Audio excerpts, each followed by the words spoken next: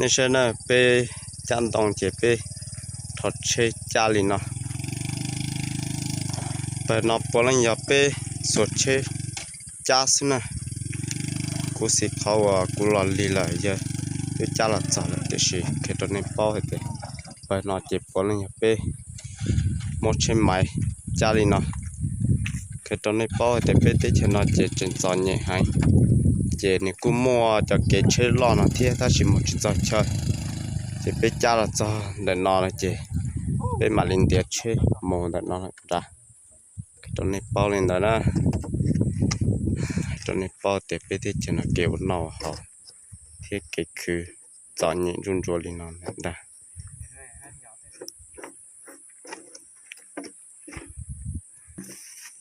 giờ nên sao có trên máy chát tàu thì nên chế ít tụi mau đi tụi nó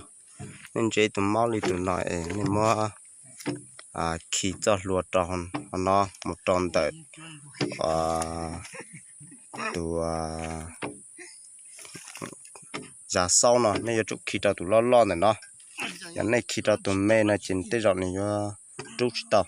nên giờ chụp khi ta tụi lo nhăn lại nó này thì tụi lo nhăn lại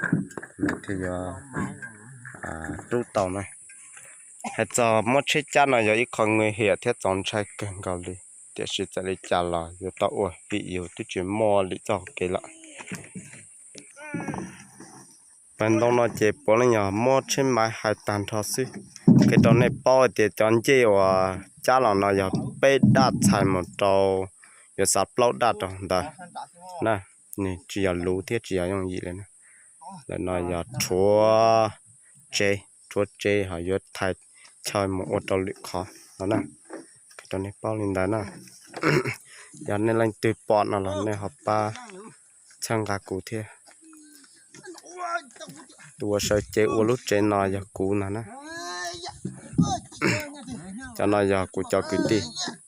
giờ cụ cho cứ ti lại tua ba cụ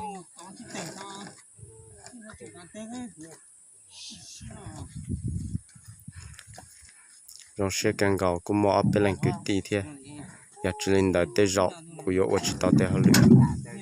tới khi họ tu sửa họ chỉ mua cái chơi một giờ chỉ chơi thao chỉ tao chỉ thao chơi mà hạt xí chỉ giải dạo tu sửa càng gạo chỉ mua này ba này chỉ tao phải tu cái ti bây giờ cụ nếu chỉ lại vô là kìa thì giờ ba tao sai này dùng gì lại nè một số càng gạo của cho nên là sai ít cái nào xí để mà tao sai đồ luyện lúc xưa hả nè